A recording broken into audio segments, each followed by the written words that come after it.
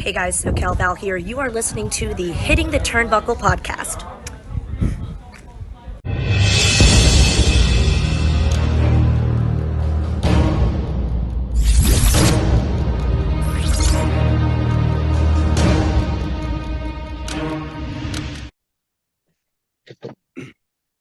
Welcome everybody back to another Hitting the Turnbuckle podcast. I'm technically the host today because I'm doing the intro, Adam Cousins, and I am joined by three of our team. We are a full house today. You can see on one part of your screen, we've got our shaven leader, Mr. Burrows. Hello. Good afternoon. How is everyone? Sorry, I'm in my car. I'm on my way to do my other job for Dunstable Town, the mighty Dunstable Town Football Club. I'm back pre-season training, so I've got to do this from my car today. But I ain't missing this one. My boy's back. He is. Well, we'll get into him in a second. And then the other side, we've got our other co-host, the man that's on holiday, but he wouldn't miss any podcast for the world. It's Dave Robinson. Dave, hello. How are you? How's the holiday? I'm good, man. I'm good. Good. Missed you guys a little bit this week. Oh, you suck. Make me blush, Dave. Make us blush. But the best till last. The returning hero, the man that set this podcast up with Andy. It's a big warm welcome. I'm not sure about your flags behind you, but Parker, welcome back to the show, my friend. What an honor and what an overbooked mess we got here. I mean, a little fatal four-way action if we're being honest with ourselves here. But hey, man, it's awesome to get back on the show.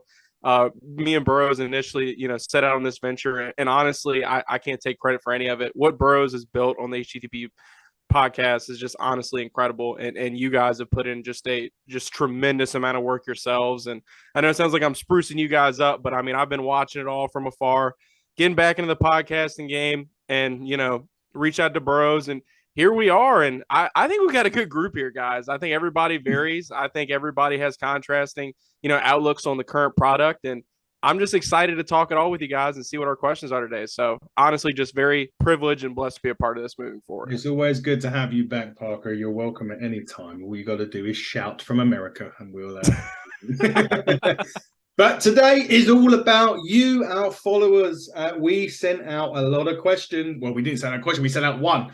Ask us anything. And the good news is we didn't get no bad ones. There's no adult-related ones. Nothing about Love Island, Andy, unfortunately. But damn it, it's the only reason I'm here. Yes, yeah. See you later then. Off you, Pip. So we did get a few, though. So our listeners have sent us one. The first one we're going to start with was sent by Aiden at WrestleHype66. Love to hear your guys' opinion on what some of your favorite wrestling podcasts are. Well, come on, Parker, as you're back, go for you first. This is actually a really good question. So shout out to Aiden for that, because I think sometimes people forget, even though we all make podcasts, we do still listen to podcasts, and I have a pretty loaded queue myself. I try to keep it like one per, one in the sports world, one for the movies, one for the, all that stuff. But as far as the wrestling podcast is concerned, other than HGTV, of course, I'm a huge fan of the Going in Raw podcast with Steven Larson. There's some old machinima guys from back in the day, and I was very big on them. They talk everything week to week, AEW, WWE, all that stuff. They have really good interaction with the community. They're both really funny guys as well. So honestly, Steven Larson's Going in Raw is probably my favorite. I've been a fan for years now. I'm on the Patreon, all that good stuff. They're kind of what made me want to get into the wrestling podcasting game to begin with. So Going in Raw is my selection. So Aiden, like I said, good question. Oh, Dave, what about you, my friend? You listen to a lot of podcasts, so yeah. There's a few. I'll just name a couple. I'll leave some for Burrows. I'm a big fan of Busted Open. Always have been. That's probably my go-to. That's my favorite. I love Bully Ray's take on stuff. I love how passionate the host is, Dave LaGreca, as well as a fan. So that's probably my go-to, the one I listen to every day without question. And another one I listen to over here in the UK, but they've got a large American audience, is Wrestle Talk. They do a lot of review shows. They have a lot of events on as well. They have live parties and get-togethers. They do a show called Quizomania as well. A lot of fan interaction. So, yeah, those are my go-to podcasts. Cool. Burrows, come on. Wrestling Uncensored for me. Good friends of mine that listen to this, Dave Simon, Johnny North. I started with them. I was there. I think I was their first international listener. It come out. They're based in Canada. Incredible. I've been with them boys for over 10 years. I've been on the show a couple of times a few years back. Their content is incredible for me. So Wrestling Uncensored for me, go and check it out. It's on everything. And then, yeah, then you're normal like Busted Open, Wade Keller. I'm a bit like Parker though. I delve into the sports. I've got a few movies. Obviously, Washington podcasts take up a lot of my feed. But yeah, Wrestling Uncensored. If you haven't checked it out, I promise you, go and check out Wrestling Uncensored. They've got a great YouTube channel as well. So I've passed. I know I spoke to you, Adam, about a few ideas that we can nick off them guys. But Dave and Johnny give me some great advice when me and Parker originally set up this podcast. So yeah, Wrestling Uncensored for me is my favorite wrestling podcast. Cool. I'm going to be controversial. I don't listen to any podcast. Yeah, it's HGTV or die. Outside of what we do, I don't. But the one that I listen to, well, I used to listen to quite a lot, and this is quite a controversial one, is the Cornet Experience or the Jim Cornette Drive-Through. Listen, I don't see anything wrong with that. Huh? Look, okay, I have a question for you guys. I know I'm back and I'm kind of interrupting here, but here's my whole thing. Do you guys prefer like so Andy, obviously you have your JP Finleys in the Washington Commanders worlds, and then you have like your fan podcasts. So like, are you guys more of a fan of like the fan approach podcast, or like the people that have like been a part of the business, like your Cornettes? Because like I always found like if I want to know what Cornette's got to say, all I got to do is go on YouTube, and people have already like cut clips, and it's like, oh, what does Cornette think of it about MJF's promo this week? And I can find it just like that. Whereas like, I feel like there's a little bit more satisfaction in kind of like coming up with like a really nice fan podcast, like you were talking about with yours from Canada, Andy. And, you know, mine's with Steven Larson. So like, what do you guys prefer, like, as far as like dynamic is concerned? Just kind of curious, honestly. I think it depends. For me, it depends on what the discussion point is. So if they're talking about, you know, potential Cornette, for example, if it was anything to do with the 80s wrestling, I would listen to him or Shane Douglas. Cornette, I know, is Marmite, and you know, you love him or you hate him. He's got the view. Whether you know, I don't particularly agree with everything he says, but you know, I think I like the wrestlers one where they can literally tell you where the fucking restroom is, where the bloody vending machine was, you know, because it gives it a bit of authenticity. But from a fan's point of view, I don't mind, like, if it's like a review or something like that, I'd rather listen to what the other fans have to say. But if it's wrestling related, as in this day in 1989 or something like that, I'd prefer from people that have been in the sport. Yeah, I'd much rather listen to people that I can interact with and relate to on a personal level, like review shows and kind of build that rapport, rather than hear what Cornette's got to say for 3 hours about Dynamite. You know what I mean? Yeah. I don't know. That's just me. So yeah, and the problem with a lot of these shows now as well. I mean, I listen to Wade Keller's show still quite a lot, but it's like if you don't pay for the Patreon, it's like 2 hours and 45 minutes long. It's all these ads, and Conrad's just trying to sell you houses. Or you want to buy a house from the Conrad Compton. You know what I mean? It's so like Parker, you're the tone to this. Like if I want to listen to Washington stuff, it's mainly fan podcasts I listen to because they haven't got agendas. We're just normal dudes talking about something that we love, and that goes to wrestling. So like when me and Adam and Dave do like all these review shows and stuff, it's raw opinions. We're not looking for jobs with WWE. There's no agenda. There's no politics. We've got zero agenda to what we do. But I don't want a job with WWE. I don't want a job with Washington Commanders. Nothing. We're just fan-run podcast. So don't get me wrong. I'll listen to like Wade Keller and Busted Open's good because you've got Bully Ray and you're hearing it from the horse's mouth. Someone that's been in the industry. But for me personally, I've got more in my feed on my Apple podcast is more fan-based wrestling and like NFL. Yeah. I mean, I've sat here, I'm kind of thinking about it, and I hadn't really thought about it before too much. But it's definitely the fan podcast for me as well. And particularly ones that remain positive and try and spin things in a positive manner. If I wanted to hear about people shitting on wrestling, I've had that for 25 years from people that don't like wrestling, and then me have to like confess. This is why I like David. I like David. See, that's the thing. Yeah. I'm essentially having to like apologize for being a wrestling fan to so many people. So when I find similar fans that want to love it as much as I do, I'm invested.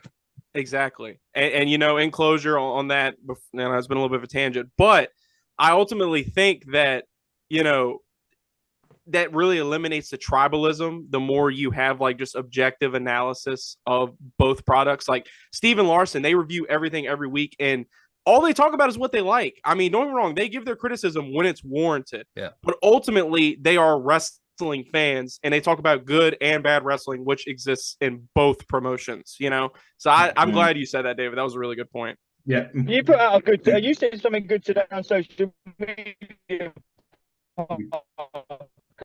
WWE and AEW, like, let's just like wrestling. I mean, I don't know if you've seen, like, Adam does a lot of our Twitter during the day, and I scroll through it and you read some of the stuff on there, and it's just like WWE fans, and you know, like, look, if you don't like this, it doesn't matter. You don't I mean, I didn't really like Dynamite last night, but I'm not going to come on here and if anyone says to me, no, I thought Dynamite was good, that's fine. That's your opinion. But the way social media and stuff is now, and I've seen it on our own social media on at HTT Buckle, some of the stuff that like Adam gets into during the day with these like these WWE, because he'll say something about AEW.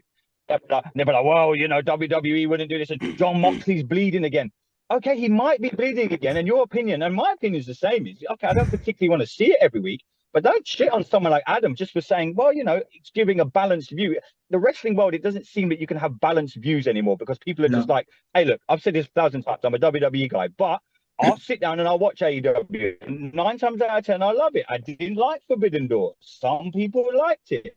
But the way the world is now is people come at other people and other fans because they don't like something, and and social media's played such a part in that. Back in the day, you know, you wouldn't have been able to do that. But you know, the tribalism in wrestling, I thought it was bad in the NFL. Jesus, start a wrestling podcast. It's 1,000,000 times worse. Yeah, it certainly is. I'm not even going to talk about that stuff that I got, and that is just ridiculous. Like, seriously, I mean, the guy. Like, I felt like really taking the piss. I felt like, you know, when they tweeted, I feel like going, the above tweet was sponsored by was paid for by WWE. You know, like what they used to do with the NWO, and they say the following announcement was paid for. I was going to do that, but I'm just going to wait till Orton comes back and then send in the going like Best thing to do, just no sell it. Yeah, no, sir. Yeah, exactly that. Anyway, let's move on before I really start ranting about people like that. You don't want to hear that today. I've got AEW to review. That's going to be a big enough rant as it is. Anyway, I got my work cut out for me on that. Yeah, you're gonna. Yeah, sorry, Dave. Anyway, Scholesy Talks was the next one. So he's at Scholesy Talks. He does another great podcast. He's coming on to do an Impact review with us one day soon. He's a great guy, and he's asked, what British non-roster wrestlers would you like to see at All In Wembley? And that is an AEW question, Mr. Dynamite Dave. What about you? To go this one first. Oh man, cold. Right, who do I want to see? Who wrestles in the UK but doesn't necessarily appear or hasn't appeared in AEW before? He said what British non-roster wrestlers? So I'm guessing he means independent wrestlers by this. So I'll go for our good friend Zach Zodiac. I think they could work a real good story involving Saraya. And obviously Zach's story itself, his trials and tribulations, his unsuccessful tryouts in the WWE, the way that he was portrayed in the movie, you know, some of it truthful, some of it was not, and it gave him some issues when being booked on other shows. So yeah, that's the one that jumps off the page. If you guys have a chat, I'll see if I can think of another one. But yeah, that's one off my list. Cheers, Dave. Right, I'll go next because Dave's already nicked one of mine. Zach Zodiac was one. I will say this actually, and this is one of the questions when we was doing Forbidden Door the other day. I said there was a question that was already asked that will tie into this right now. My feeling about booking British wrestlers or non-British roster wrestlers at All In is it will kind of just be like a British Forbidden Door, and I don't want that. AEW has got enough talent on their roster to book this 3-4 hour show, and it would knock it out of the park alone, unless they book Sting and Jericho, and I'm going for a piss. But apart from that, they've got enough talent. They don't need to do it. Having said that, I'll answer the question. Yes, Zach Zodiac was one. I was going to say a guy that we sponsor only because I feel that he's the way that he works would fit AEW really well, and that's Corey McRae. I think he would do really well in AEW. The third one is probably nostalgic because it's at Wembley, going back to SummerSlam '92, and that's David Boy Smith Jr. So how obviously the British Bulldog's son.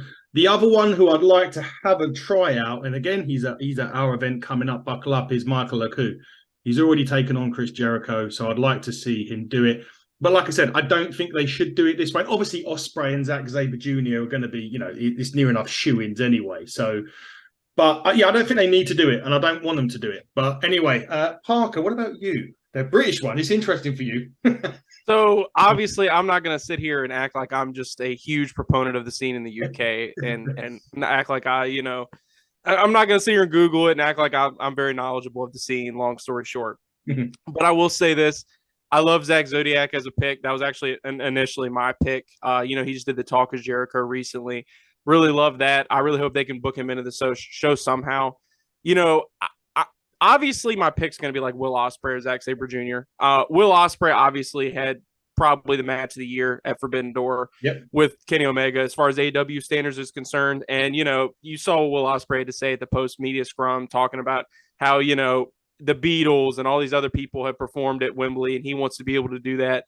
And, of course, it's going to be the rubber match with Kenny. So, I mean, even though it is a shoe-in, but I had to pick one, I would just kill to see Kenny and Zach – or excuse me, Will run it back one more time at Wembley. I mean, that would be incredible. And Zack Sabre Jr., honestly, I feel like everybody was talking about those top two matches on the card of Forbidden Door. I thought that Fatal 4-Way was a lot of fun. I really did. And I thought Zack Sabre Jr., I don't know about you guys, but have you ever watched a Zack Sabre Jr. match with somebody who's never seen him wrestle before? It's honestly really fun because his style is so unorthodox and not really something that the casual audience is really used to.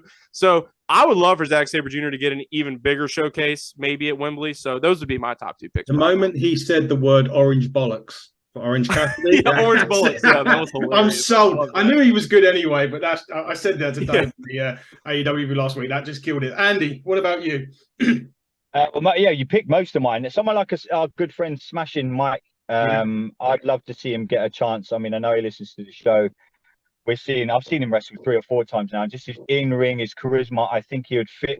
We say all the time, the interesting thing is about the people that we say, we never say that they would fit a WWE straight away. We've always gone for an AEW, kind of put them into AEW. I think WWE, the impression I get that they would ruin a lot of these people. We've seen it recently. We used to say it back in the day when me and Parker used to chat. You used to get called up from NXT to the main roster on WWE, and they were ruined. So I would, someone like a Mike, Corey, any of them guys, put them into AEW. I think they'll be tremendous. I'm with you, Adam. I hope the UK show isn't a Forbidden Door version of over here in the UK.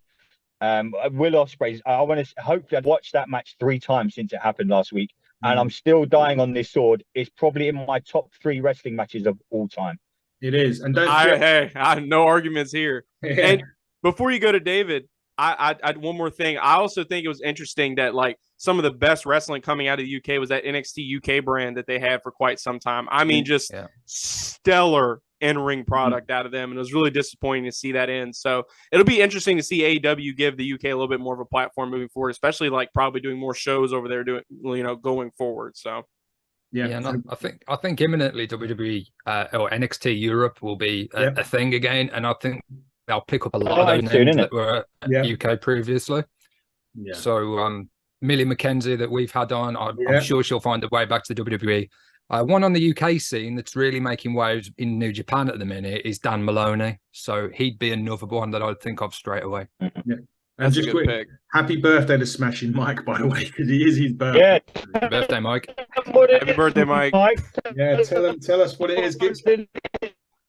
Save us some cake. Anyway, the third question is from Joshy Styles. So this is at 9 + 1 = 10 on Twitter. He was on the show, Dave, when we done Collision last week. Yep.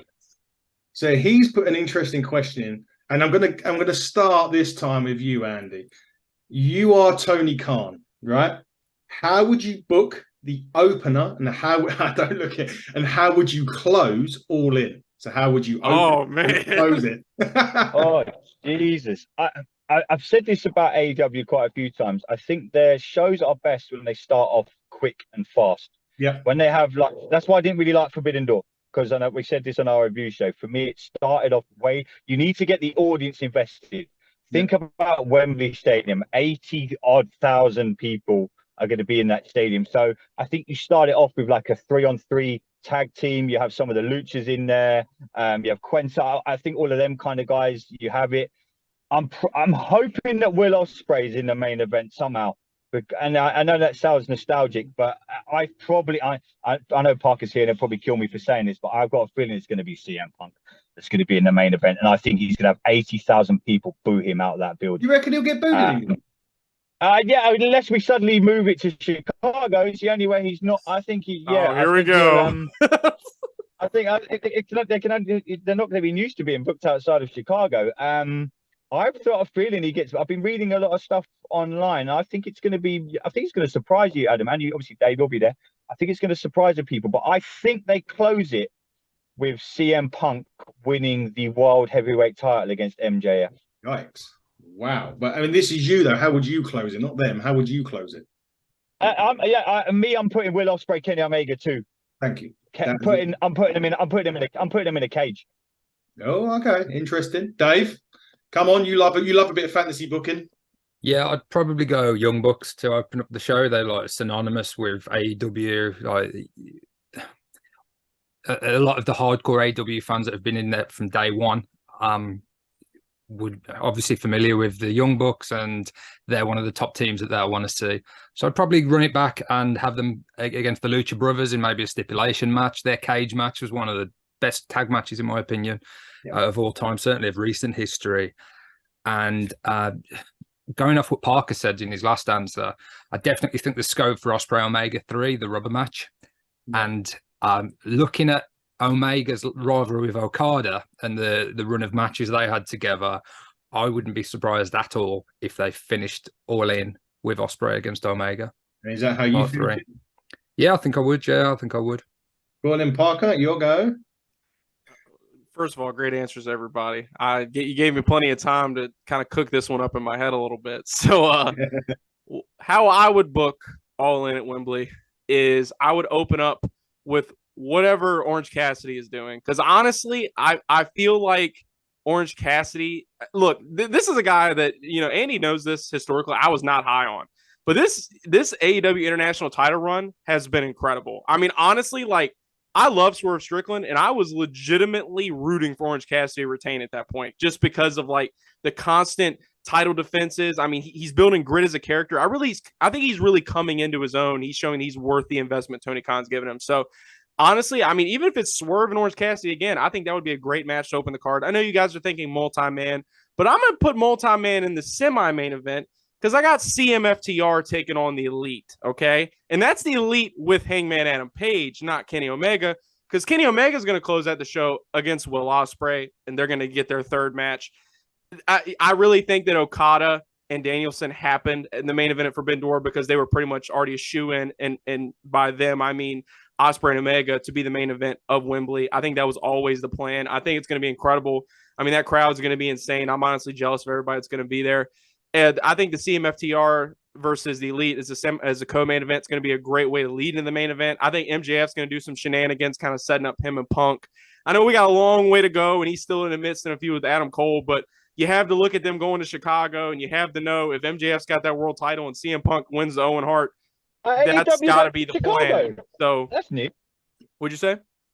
AEW going to Chicago. That's new. Look, man, I'm not gonna be mad at Tony Khan for wanting to make money, but I will say Chicago has become redundant. Okay, I'm not gonna lie; they pretty much live there at this point. But as far as Punk is concerned, because I mean, everybody knows how I feel about CM Punk. The reactions he's getting right now, Cena-esque. That is exactly what you want. That is the reason he is in the company, and that is the reason he is back. You cannot tell me one other person in that company who gets that type of reaction. You can't. I mean, and these guys can do Tiger Driver 91s. They can do whatever they want. But at the end of the day, who gets the reaction in AEW that Punk gets? Realistically. Are you turning CM Punk full heel, Parker? I said this on the last show. I'm turning him, and I'm doing it quickly. Well, I mean, he's pretty much already alluded to it. I mean, I'm a CM Punk historian. He took the thing off the mic. He's bald. I mean, he's alluding to it. But I think if you watch his match against Kojima at Forbidden Door, he's playing with his food right now. He knows, like, he's taking his sweet time with it, and I think that's the way that it should be. He's feeling out the crowd because right now they've got him as a babyface in a bunch of multi-man matches to kind of promote Collision. So for right now, they need him to be a good guy. But you're right, it's definitely on the horizon. Definitely. Yeah, definitely. See, now this is where I agree with Parker. Dave, you know this. Every week, I love it when AEW starts with Orange Bollocks. Sorry, Yeah, man. it's my name now, Orange Bollocks. So because you look at you always start. I always say you start the show hot and you end it with wanting to watch next week and it's more important now because next week they've got another. They've got All Out, and then the week later they got Shake It All About. So it's like they've got to do you've got to do 2 pay-per-views in a week. So for me, Orange Cassidy definitely starts All In. I don't know what match he's in. Jesus, he's been in every match going under the sun, isn't he, at the minute? But Punk, yeah. No, Pac. Maybe Pac. Maybe Pac. The returning Pac. Yes, something like that. You have to end the Wembley pay-per-view to set up the following week's pay-per-view. So they'll have to bear that in mind because they've only got a week. Yes. So whoever sends us home from Wembley is going to have big ramifications for the following week. That's why I'm thinking if they do like a Forbidden Door style, you don't have to worry about it though, because that's my concern is that they'll just book. Listen, Ospreay and Omega does it for me. I want a 60-minute Iron Man, so I listen. I would have the whole show just Ospreay Omega 3 hours. See you later. I'll get me popcorn. 2 out of 3 falls. Whatever. Man. Yeah, whatever they want to do. That's how I do it. Interesting though, we've really, we've mentioned MJF, but his title reign has been so bad that it's kind of not even talking. They're Roman Reigns in him. They're keeping him busy with Adam Cole doing all this tag team stuff because he's taking the pin in Chicago. No one. This was the plan this time last year was to have Punk go over in Chicago. I mean, this is just inevitable at this point. And I'm not saying that as a CM Punk fan. I'm saying that as Tony Khan's a mark, and Tony Khan loves CM Punk, and there's a reason that event's happening in Chicago. I mean, it's just. Obviously, a reason why CM Punk didn't do the media scrum at the end of Forbidden Door. Yeah. Anyway, last question. This is from Jonathan Notes. Jonathan Notes 1. This is nothing to do with AEW, this is probably nothing to do with podcasts. This is a very interesting one. So, do you think the rebrand of ECW would have worked out better if Vince gave Heyman the freedom to be as creative as he wanted to be? Basically, here is the money, just give me the numbers after every show. Parker, what do you think? First of all, I don't know who asked that question, but that is a great question. Jonathan Noakes. Who? Jonathan Noakes. Jonathan, great question. I got to throw this out there. I think this is a great time to put showcase on something in the current product that is Paul Heyman related. You have a lot of people looking at Roman Reigns' character and giving all the credit, saying this is the one thing that Vince got right. I don't think a lot of people know how the tribal chief came to be. And that is Paul Heyman. That is literally Paul Heyman. Roman was getting dog food poured on his head and losing to Baron Corbin when it was up to Vince. And he was jerking his wrist off. That was what Roman Reigns was doing before Paul Heyman stepped in. And Roman quite literally threatened to walk out of WWE if the trajectory of his character remained the same. Paul stepped in, teamed up with Roman. Paul, of course, being a historian of wrestling. They go to Vince. This is what I'm doing or I'm done. The entire bloodline is directed. The entire storyline is directed by Paul Heyman. The best part of WWE in the last, I'd argue, 5 years is Paul Heyman at the helm. So if they were to do an ECW rebrand and there was no Vince McMahon restraints or constraints whatsoever, absolutely ECW would have took off because he had a handful of guys that he was just ready to push, Punk being one of them.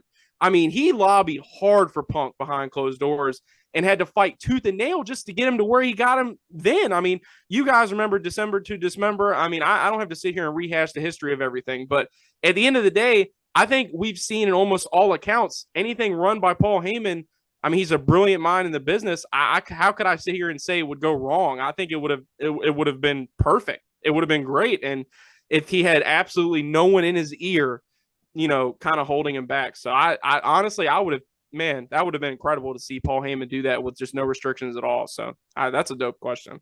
Andy?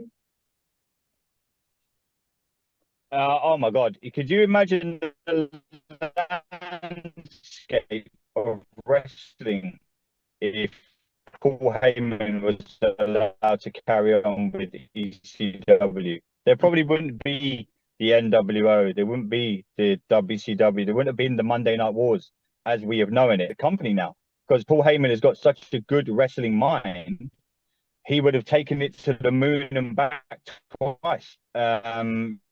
You know, if you gave him, if he had the resources and the money that Vince McMahon had in the 90s and the 2000s, then Paul Heyman, the guy is an absolute wrestling genius. The guy's a god. What he doesn't know about the business isn't worth knowing about. So I think it's WBR now if Paul Heyman was just let loose. And the wrestling world as we know it wouldn't be the same as it is now. We wouldn't have, maybe, we wouldn't have had what I said, like the Monday Night Wars with AEW. Who knows where we would have been with wrestling right now? And people watch different wrestling across different eras at different times, but the man is an absolute genius. Strap ECW. Oh my God, Dave. I mean, Is Andy still talking? I don't know. Okay.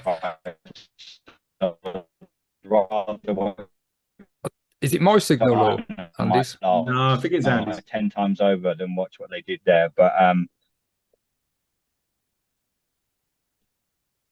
Are you done?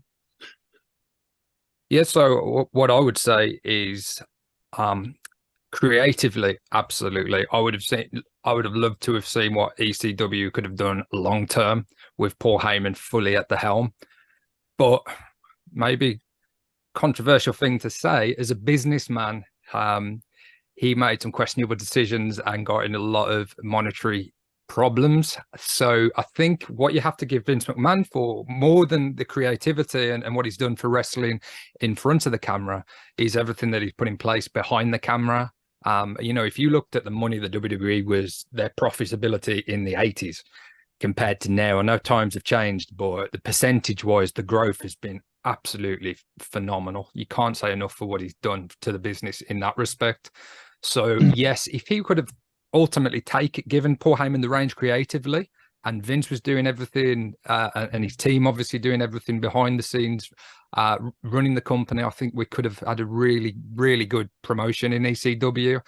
Vince is a little bit, he's always unlikely to paint anybody as doing a better job than him.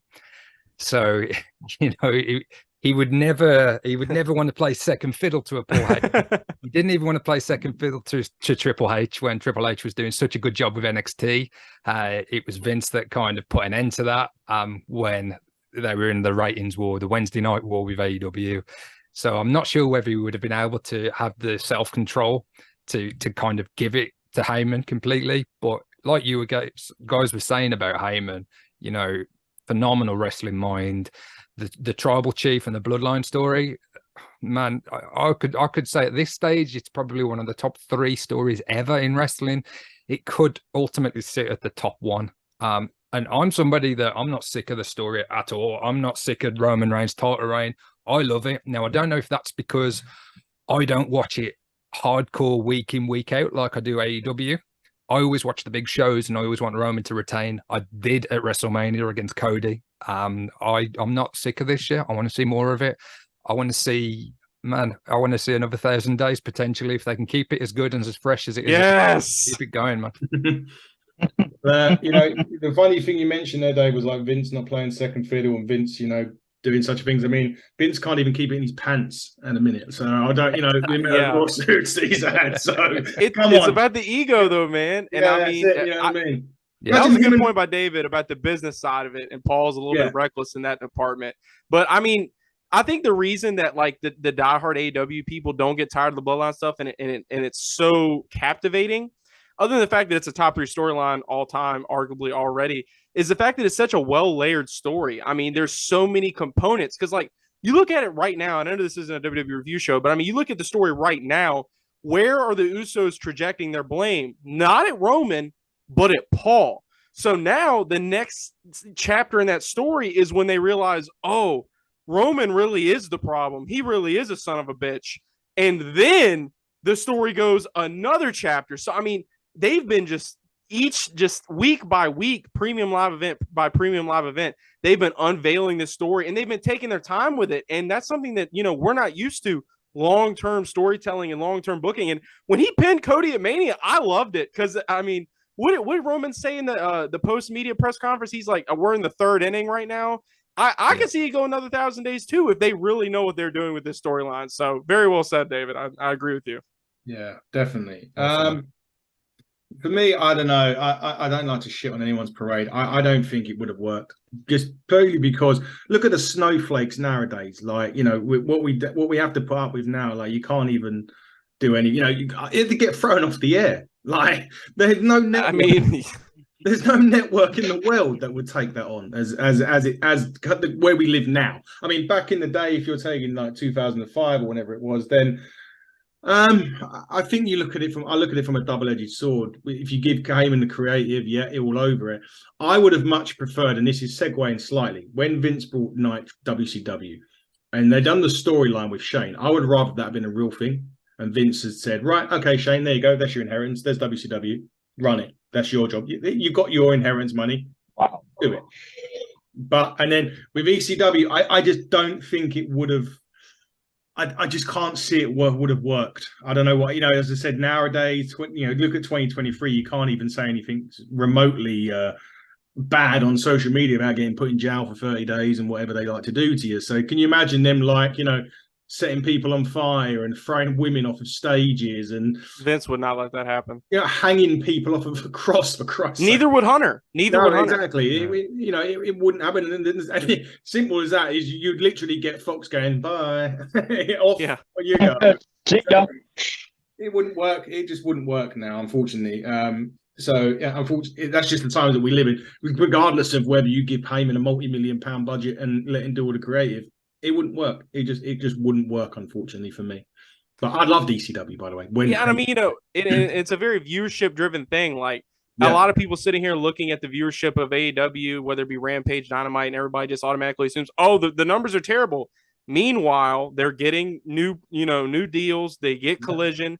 I think a lot of people are really getting caught up in the viewership as far as like TV ratings. That's a whole other podcast in and of itself. But I think it could have its place, but as far as like an alternative in 2023 to AEW and WWE, which are already kind of going head to head, some argue not even head to head, like ECW would kind of be like the third option. And I think just by proxy, it's just wouldn't survive. So I think that's very fair, honestly, even with a creative mind at the helm. I mean, some of the viewership for AEW isn't impressive, but they've done some really good creative storytelling on TV. So definitely not this last week, though. Yeah. Well, what I would say about, ECW, WCW, WWF back in the Attitude Era, we look at that period so favorably, and it was fantastic. It was the best time to be a wrestling fan. But the actual quality of matches and what we've got these days, for me, is even better. If you went back and watched a lot of the wrestling during that period, it doesn't compare with what we see today in some respect. I'm not saying it was bad, and I'm not saying this is, it's like subjective, obviously, but I think we should really make the most of what we're getting at the minute across all the companies: WWE, AEW, Impact, Japan, NWA, all the wrestling I watch at the minute, NXT. It's, I'm enjoying it so much, and I think it's a great time to be a wrestling fan, as we've said so many times on this podcast. I mean, it was that bad that Mae Young gave birth to a hand. Well, yeah, that wouldn't happen now. Would tried to cut him That hand must be in college. That hand must be in college by now. To try to cut Val Venus's dick off at one point. There was some stuff that was bad because it was so out there. We look back at it and think it was great. Was it actually? I'm not sure. But the wrestling that we get now and the condition that the guys and girls keep themselves in, they're athletes now. They're not, the majority. I say that all the time. Like, yeah. I can't tell you how many times I'm like watching AEW, right? And it's like, and this, I'll go out publicly and say this. As far as in-ring product is concerned, I used to think NXT was a standard, but AEW week to week gives incredible in-ring as far as like American television is concerned. I think it's the standard here in the United States. And I think that, like, as far as like, that's what allured me to AEW initially was the in-ring quality of work. I mean, they were just doing things that guys in WWE just weren't allowed to do. And at one point NXT was that, but now it's not. So it's like you said, like there's already like a plethora of wrestling out there, and just the in-ring competition that we do have now is already in an abundance. So there really isn't a need for a promotion like ECW in 2023. I mean, they're bringing out all their old legends anyway. Didn't they get Sabu to come out and back up Cole and on the go home to Double or Nothing anyway? I mean, I don't know, man. Like I definitely see what you're saying. And yes, wrestlers are athletes. Okay, let's just go ahead and say that right now. Yeah. There's a reason that it is covered on SportsCenter. The shit that these guys do in the ring is unreal. That's why I don't know about you guys, I was in awe during Ospreay and Omega. I mean, it was just what those two guys were doing, and just the performance they put on was just next level. I mean, just two artists just in their bag. I mean, it was just amazing to watch. It was indeed. Well, that is all the questions that we've been given for the week. But obviously, we got top 10 shows that we do week in, week out. I've got some great ideas for top 10s. I've got about 12 ready to go. So we're going to have some fun doing that. We've got reviews going up. We got Money in the Bank, Andy. We're going to Money in the Bank. We're going SmackDown. My boy's going for his first ever wrestling event. Good luck to him, because I'll put you next to the pyro, you little fucker. So enjoy that. But yeah, guys, we will be back very soon on the Hitting the Turnbuckle podcast. Parker, it's been great to have you back with us. Absolutely, man. Started something great. I really enjoyed this, guys. Thanks for having me on. Yeah, Dave's got a tag team partner. Yeah, Dave's got a tag team partner. I've got someone to tag into, and I can't take enough of these. Yeah, you're not alone. You're not alone, David. I'm here. Fuck, Yeah, I know. Will you believe it? Dave, you got your new gimmick that you've given us on the next, not this show, but the next show. You said that you're now not going to be DMD. You're not going to be Forbidden Dave or Smack Dave or Rory's Robinson. You've got a gimmick now that you're going to give us on the next show, though, not this one. So keep it. I'm working on it. I'm working on my own. Tune into Collision if you want to find out. Yeah. Tune into Collision if you want to find. But this has been another Hitting the Turnbuckle podcast with Parker Hamlet, Dave Robinson, Andy Burrows, and me, Adam Cousins. Until next time, buckle down, stay safe, and we will see you all very soon.